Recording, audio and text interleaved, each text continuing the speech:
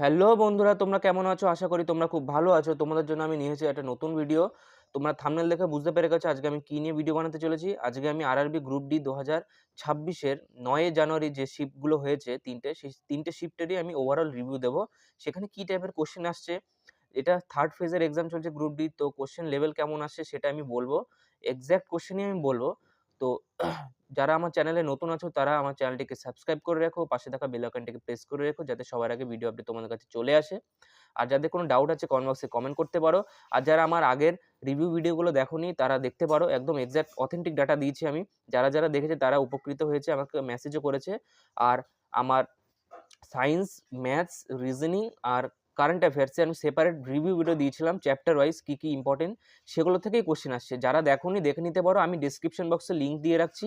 আর যারা আমার টেলিগ্রাম চ্যানেলে জয়েন্ট হওনি, আমার টেলিগ্রাম চ্যানেলে জয়েন হয়ে যাও, আমি ডিসক্রিপশন বক্সে আমি আমার লিঙ্ক দিয়ে রেখে দিয়েছি চ্যানেলে। এবার বেশি কথা না বাড়িয়ে শুরু করা যায়। আমি ভিডিওটা বেশি লম্বা করব না, তো খুব তাড়াতাড়ি বলবো। যাদের এক্সাম রয়েছে ফেব্রুয়ারি মাসে তারা দেখবে, তাদের খুব উপকৃত হবে। এক্সাম লেভেল আমি সব ডিটেলে বলছি, কী কী পড়তে হবে, কী কী রিভিশন করতে হবে সব বলছি। তো সবার প্রথমে যদি আমি আসি সায়েন্স সেকশনে, তো সায়েন্স সেকশনে আমি এক্সাক্ট কোয়েশ্চেন বলছি যেগুলো এসেছে, তাহলে তোমরা বুঝে যাবে যে কোন চ্যাপ্টার থেকে কোয়েশ্চেন আসছে। আর আমার আগের সায়েন্সের ভিডিও দেওয়ার আছে, যা বলেছিলাম তাই আসছে। যারা দেখোনি দেখে নিতে পারো। তো সায়েন্সের প্রথম কোয়েশ্চেন যে রামধনু বা রেইনবো, এটা মধ্যে আলোর কোন ধর্মের জন্য এটা দেখা যায়? তো এটা হবে, বাংলায় বলি বিচ্ছুরণ, ইংলিশে বলি ডিসপারশন। তাহলে অপশনে এটাই ছিল, ডিসপারশন ছিল ইংলিশে, বাংলায় বিচ্ছুরণ ছিল। এক্সাক্ট এটাই ছিল। তো রামধনুর মধ্যে আলোর কোন ঘটনাটা ঘটে, কোশ্চেনটা এটা ছিল। তো এর উত্তর হবে ডিসপারশন বা বিচ্ছুরণ। তারপরে কোশ্চেন হচ্ছে গিয়ে সাসপেনশন মিক্সচার বা সাসপেনশন দ্রবণ, যেটাকে বাংলায় বলি প্রলম্বন। মোট কথা যেসব দ্রবণগুলো হেটারোজিনিয়াস বা অসম্পৃক্ত, মানে যেগুলো মেশে না, যে দ্রবণগুলো, যেই দ্রবণগুলো যে তোমার কণাগুলো মেশে না, যেমন মাটি আর জল মেশে না পুরোপুরি, সেগুলোকে আমরা বলি সাসপেনশন দ্রবণ বা প্রলম্বন দ্রবণ। এটা এক্সাম্পল হিসেবে বললাম। এবার কোশ্চেনটা দিয়েছে যে সাসপেনশন মিক্সচারে যে কণাগুলো থাকে সেগুলোকে কিভাবে আলাদা করা হয় দ্রাবক থেকে? তোর উত্তর হবে ফিল্ট্রেশন। অবশ্যই কাদামাটি ঘোলা জলগুলো থেকে তুমি মাটি কি করে আলাদা করো? একমাত্র ফিল্ট্রেশন পদ্ধতিতে করতে পারবে। মোটা মাটির যে কণাগুলো, বড় কণাগুলো ফিল্টার পেপারে আটকে যাবে। তখন জল, পিওর জলটা নিচে পড়ে যাবে। তো এইভাবে আলাদা করা ফিল্ট্রেশন। অপশন এক্সাক্ট ছিল, এটা ফিল্ট্রেশন ছিল।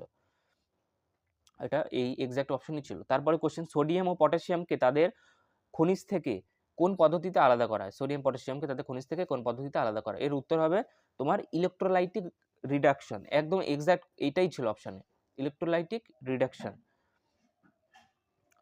এটা ইংলিশে ছিল, বাংলাতে যাদের ছিল দেখবে।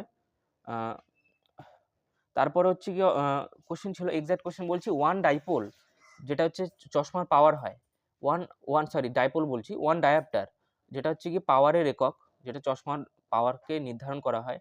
আমরা বলি না +1 +2 +3 +0.25 -0.25 এগুলো। তো এগুলো ডায়াপ্টার এককে মাপা হয়। তো ওয়ান ডায়াপ্টার ইকুয়াল টু কত ফোকাল লেন্থ? তাহলে এটার উত্তর হবে 1 মিটার ফোকাল লেন্থ, বা ফোকাস দৈর্ঘ্য কত হবে? তাহলে ওয়ান ডায়াপ্টার মানে কত ফোকাস দৈর্ঘ্য হবে? আমরা জানি one dioptre equal to 1/f, আর 1/f মানে 1 ডায়াপ্টার, তাহলে 1/f মানে 1, তাহলে f মানে 1 হবে। তাহলে 1 মিটার, আর ইউনিট আসে সবসময় মিটারে, একক আসে মিটারে। তাহলে 1 মিটার ফোকাস দৈর্ঘ্য হবে এর উত্তর। সিঙ্গেল বন্ডেড কম্পাউন্ডের একটা উদাহরণ দিতে বলেছে। অপশনে 4 টে দেয়া ছিল, তো ওখানের মধ্যে বাকি 3 টে সিঙ্গেল বন্ডেড ছিল না, একটা ছিল। তো এখানে এক্সাক্ট অপশনে এটাই ছিল, প্রোপানল, বা যেটাকে আমরা অ্যালকোহল বলতে পারি। 3 টে কার্বনওয়ালা অ্যালকোহল, প্রোপানল বলি। তো প্রোপানল ছিল, আর বাকি 3 টে অন্যান্য ছিল যেগুলো ডাবল বন্ডেড কিংবা ট্রিপল বন্ডেড ছিল, দ্বিবন্ধন অথবা ত্রিবন্ধন। আর সিঙ্গেল বন্ডেড বা এক বন্ধন যেটা সম্পৃক্ত বলি, এটা হচ্ছে গিয়ে প্রোপানল। এটাই অপশন ছিল। আর বুওয়েন্ট ফোর্স বা প্লবক বল, যেটা আর্কিমিডিসের যে সূত্রটা ছিল সেটা থেকে একটা কোশ্চেন এসেছিল। প্রত্যেক শিফটে এই কোশ্চেন আসছে। আর আমি আমার সায়েন্সের ভিডিওতে বুওয়েন্ট ফোর্স দিয়ে আমি অনেক কথা বলেছিলাম। যারা আমার ভিডিও দেখোনি দেখে আসতে পারো, আমার প্রমাণ রয়েছে। আমি ভিডিও দিয়েছি প্রায় 3 সপ্তাহ হয়ে গেছে। তখন আমি বুওয়েন্টসি ফোর্সের কথা বলেছিলাম আর্কিমিডিসে। এই কোশ্চেন রিপিটেড কোশ্চেন আসছে। দেখো আমার চ্যানেলে ভিডিও আগের গিয়ে বুঝতে পারবে। আমি একদম এক্সাক্ট অথেন্টিক ডাটা বলি। দেখেছো আবার রিপিট করেছে। যারা এই শিফটে এক্সাম দিয়েছো, ৯ ডিসেম্বর ৩ টে শিফটে এক্সাম দিয়েছো, তারা কমেন্ট বক্সে জানাও যে আমি যে কথাগুলো বলছি সত্যি বলছি কিনা। আমি ৮ই জানুয়ারির রিভিউ দিয়ে রেখেছি। যারা দেখোনি দেখে নিতে পারো। ওখানে সাবস্ক্রাইবাররা আমার মেসেজ করে বলেছে যে তাদের শিফটে কোশ্চেন এসেছে। দেখে বুঝতে পারবে। কমেন্ট তো আমি করিনি, লোকজন করছে। তো দেখে বুঝতে পারবা যে আমি কতটা অথেন্টিক ডাটা দিই। তারপর আমি যদি আসি যে মলিকিউলার অ্যাট্রাকশন ফোর্স বলেছে যে 4টে অপশন দেওয়া ছিল, যে 4টে অপশনের মধ্যে কোনটার মলিকিউলার অ্যাট্রাকশন ফোর্স সবচেয়ে বেশি, বা যেটাকে আমরা বাংলায় বলি অভ্যন্তরীণ আণবিক বল কোনটা সবচেয়ে কম, উইকেস্ট, সবচেয়ে কম। তাহলে উত্তর হবে এটা হচ্ছে গ্যাস। গ্যাসের মধ্যে কণাগুলোর দূরত্ব সবচেয়ে বেশি থাকে, তাই গ্যাসগুলো ছড়িয়ে ছিটিয়ে থাকে। এই কারণে গ্যাস উত্তর হবে। বাকি ওখানে ওখানে কঠিন ছিল আর তরল পদার্থ ছিল, তো গ্যাস উত্তর হবে। প্লাস্টিক অবস্থিত নেই বা অ্যাবসেন্ট আছে নিচের মধ্যে থাকা কোন পদার্থগুলির মধ্যে, কোন সেলগুলির মধ্যে? অপশনের উত্তর ছিল মাসেল সেলস। বাকি 3টে হবে না, ওগুলো প্লান্ট সেলের কিছু একটা অংশ ছিল। কৃতকার্য বা সরণ, যেটাকে ওয়ার্ক ডান ডিসপ্লেসমেন্ট বলি, সেটা দিয়ে একটা অঙ্ক ছিল, সেটা একটু দেখতে পারো। কি ছিল সূত্রটা? কৃতকার্য বা তোমার ওয়ার্ক ডান ইকুয়াল টু আমরা জানি ফোর্স ইনটু ডিসপ্লেসমেন্ট, বা বাংলায় বলি বল ইনটু সরণ। এটা দিয়ে একটা কোশ্চেন হয়। বজ্রপাত থেকে একটা কোশ্চেন ছিল, যেখানে একটা ঘটনা বলা আছে, বজ্রপাত পড়ার আগে আলো আসে কেন, পরে শব্দ হয় কেন? এই কোশ্চেনটা ছিল। তো এর উত্তর হবে, কারণ আলোর গতিবেগ শব্দের থেকে বেশি হয়, তাই কারণে আলো আগে পাই আমরা, শব্দ পরে শুনতে পাই, আলোটা আগে আসে। এটাই উত্তর হবে। সেম কোশ্চেন, এক্সাক্ট এটাই ছিল। তারপরে বলি ইথানল। কোশ্চেনটা ছিল যে ক্লিন ফিউল, ক্লিন ফিউল কোনটা নিচের অপশনগুলোর মধ্যে? তো এর উত্তর হবে ইথানল। বর্তমানে পেট্রোলে ইথানল মেশানো হচ্ছে 20%, তোমরা জানো, কিন্তু তবুও পেট্রোলের দাম কমেনি, সরকার জানি না কি করছে, কিন্তু ইথানল ক্লিন ফিউল উত্তর হবে। তারপরে আসছি মেন্ডেলের মটরশুটির F1 জেনারেশন থেকে একটা কোশ্চেন এসেছে। এটা আমি কোশ্চেনটা এক্স্যাক্টলি বলে দিচ্ছি। মানে বলেছিল যে টি তোমার হচ্ছে গিয়ে স্মল টিটি আর হচ্ছে ক্যাপিটাল টিটি দুটো রকমের মটরশুঁটি গাছের প্রথম যে জেনারেশন হবে সেখানে তারা বেটে হবে না লম্বা হবে? তো লম্বা হবে, স্বাভাবিক বিষয়। প্রথম জেনারেশনে প্রকট যে বৈশিষ্ট্যটা থাকে সেটাই প্রকাশ পায়, প্রচ্ছন্নটা প্রথম জেনারেশনে পায় না। সেকেন্ড যখন F2 জেনারেশন হয় তখন প্রচ্ছন্নটা প্রকাশও পায়, আবার প্রকটটাও পায়। তার মানে প্রথম জেনারেশন সবাই লম্বা হবে। তাহলে ক্যাপিটাল টি স্মল টি আর ক্যাপিটাল টি এই দু রকমই থাকবে। তো প্রথম জেনারেশন সবাই লম্বা হবে, এই একটা কোশ্চেন ছিল। আর আমি আগে বলেছিলাম মেন্ডেলের মটরশুঁটি ইয়ে থেকে পরীক্ষা থেকে কোশ্চেন আসছে, আগের আমার সায়েন্সের রিভিউতে বলা আছে। যারা দেখোনি দেখে আসো, তাহলে আমরা বুঝতে পারবে যে আমি কত অথেন্টিক কথা বলছি। তারপরে আমি যদি আসি স্টোমাটা, স্টোমাটার মধ্যে যে বাতাসে আদান প্রদান হয়, পাতার মধ্যে যে ছিদ্র থাকে সেটাকে স্টোমাটা বলি, গাছের পাতায়। সেটাতে বাতাসে আদান প্রদানটা কোন প্রক্রিয়া হয় সেটা কোশ্চেন ছিল। ইংলিশে হবে ডিফিউশন, বাংলায় হবে ব্যাপন, এই এক্সাক্ট অপশনই ছিল। তারপর আসছি দুটো নিউরনের মধ্যে যে ফাঁকা স্থান থাকে বা গ্যাপ থাকে তাকে কি বলি? তাকে সাইন্যাপস বলি। তারপরে কোশ্চেন হচ্ছে গিয়ে রিপ্রোডাকশন বা জনন চ্যাপ্টার থেকে একটা কোশ্চেন ছিল। ফ্লাওয়ার, ফুলের থেকে একটা কোশ্চেন ছিল। ফুলের যে বিভিন্ন অংশ, পুংদণ্ড, পুংকেশর, গর্ভমুণ্ড, এগুলো থেকে একটা কোশ্চেন ছিল। তারপরে P ইকুয়াল টু VI, মানে পাওয়ার equal to voltage into current, যেটা হচ্ছে তোমাদের পাওয়ার বা ক্ষমতা বলি, যেটা ওয়াট একক হয়। মানে তড়িতের চ্যাপ্টার থেকে কোশ্চেন দিয়েছে। ভোল্টেজ দেওয়া ছিল, আর মানে সরি, এটা হচ্ছে ডাইরেক্ট ফর্মুলা দিচ্ছে, অঙ্ক দেয়নি।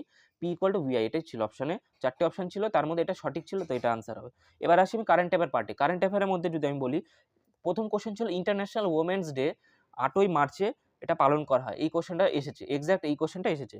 তারপরে বলি AI সাইবার অ্যাকশন, এটা কোন রাজ্যর ইনিশিয়েটিভ আমাদের ভারতবর্ষে? তো এটা উত্তর হবে মহারাষ্ট্র। তারপরে হবে ইকোনমিক রিলেটেড কিছু কারেন্ট অ্যাফেয়ার এসেছিল, কোনো একটা সংস্থার নাম দিয়েছিল, তার প্রেসিডেন্ট এরকম কিছু একটা দিয়েছিল। তারপরে Arjun award lifetime achievement, এই অ্যাওয়ার্ড থেকে একটা কোশ্চেন এসেছে। এটা এটা এটা রিপিটেড কোশ্চেন, এটা আগের শিফটে অনেকবার এসেছে। আর আমি আগে কারেন্ট অ্যাফেয়ারের যে ভিডিও রিভিউ বলেছিলাম তার মধ্যে এটা আমি কথা বলেছিলাম, উল্লেখ করেছিলাম। যারা দেখুন দেখতে পারো, আমি যা যা বলেছি তাই আসছে। মানে রেলওয়ে সব রিপিটেড কোশ্চেন দেয়, আর প্রিভিয়াস ইয়ারের কোশ্চেন বেশি দিচ্ছে। 2024-25 সালের আমি কোশ্চেন সব দেখে নিয়েছিলাম, এই জন্য আমার একটা নলেজ ছিল যে কী টাইপের প্যাটার্নে কোশ্চেন আসছে। তো আমার আন্দাজ একদম ঠিক আছে, যা বলেছি তাই আসছে। আমার আগের ভিডিওগুলো দেখো, আমি এখন যা যা কথা বলছি সেই কথাগুলো আগেই বলেছিলাম। তো তোমরা বুঝতে পারো যে আমি কতটা রিয়েল বলছি। আমি অনেকটা অ্যানালিসিস করে বলি, তো তো ঠিকঠাক হয়। আর আমি নিজের মতো করে অ্যানালিসিস করি, কারো কথা শুনে বলি না। তারপরে তো এর উত্তর হবে Arjun award lifetime achievement 2025-এ এই অ্যাওয়ার্ডটা পেয়েছে কে? মুরলীকান্ত পেটকার। এই কোশ্চেন রিপিটেড কোশ্চেন। তারপরে আসি 130তম কনস্টিটিউশন অ্যামেন্ডমেন্ট বিল বা সংশোধনী আইন, এটাতে কি আছে? এর মধ্যে রয়েছে যে 30 দিনের বেশি কোনো মন্ত্রী যদি জেলে থাকে তার পদ থেকে ত্যাগ করতে হবে, তার পদত্যাগ করতে হবে, এটাই আছিল। স্পোর্টস রিলেটেড অনেকগুলো কোশ্চেন এসছে। তারপর ইসরো থেকে অনেক কোশ্চেন আসছে, আমি আগেও বলেছিলাম ভিডিওতে। ইসরো থেকে প্রত্যেক শিফটে কোশ্চেন আসে, ডিআরডিও থেকে কোশ্চেন আসে, বাট এখানে ডিআরডিও থেকে আসেনি, বাট ইসরো থেকে এসেছে। কিন্তু ডিআরডিও থেকেও কোশ্চেন আসছে অনেক শিফটে, আমার শিফটেও এসেছিল 11 ডিসেম্বর ফার্স্ট শিফটে। ইসরো ডিআরডিও দুটো থেকে দুটো 4টে কোশ্চেন এসেছিল। তারপরে উল্লাস যোজনা থেকে কোশ্চেন এসেছিল, যে সাক্ষরতার কাজ যারা করে, যে কোন রাজ্য কতটা স্বাক্ষর, সেই ব্যাপারটা উল্লাস যোজনা থেকে একটা কোশ্চেন এসেছিল।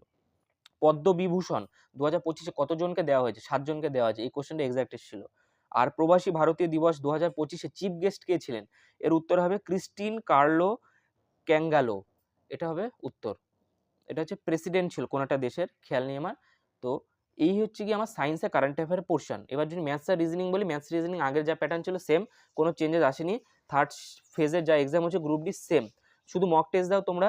আর আগের শিফট অ্যানালিসিসগুলো আমার যারা ভিডিও দেখো দেখতে পারো, ওই কোশ্চেনগুলো বারো রিভিশন করো, টেক্সট বুক থেকে মক টেস্ট দাও। 2022 সালের যে কোশ্চেনগুলো এসেছে মক টেস্ট বলে পিআইকিউ, বানানো মক দেবে না, প্রিভিয়াস ইয়ার কোশ্চেন দেবে। তো আজকের জন্য এইটুখানি। কারো যদি অন্য ভিডিও দরকার হয় কমেন্ট বক্সে জানাও। দেখা হবে আবার পরের ভিডিওতে। আর আমি আমার লিঙ্কে, আমার ডেসক্রিপশন বক্সে লিঙ্ক দিয়ে দেবো, আগে যে রিভিউ দিয়েছিলাম আমি সেই ভিডিও।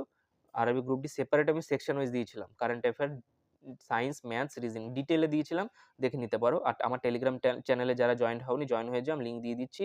আর যারা আমার চ্যানেলে নতুন আছো চ্যানেলটিকে সাবস্ক্রাইব করে রেখো, পাশে থাকা বেল আইকনটিকে প্রেস করে রেখো। আর এভাবেই তোমরা অথেন্টিক ডাটা পেতে থাকবে। আমি আবার আপডেট দেবো। আমি নেক্সট একটা ভিডিও এসএসসি এমটিএস এর স্লট বুকিং নিয়ে একটা আমি ভিডিও দেবো কীভাবে করতে হবে। তো আজকের জন্য এইটুখানি, দেখা হবে পরের ভিডিওতে। জয় হিন্দ, বন্দে মাতরম।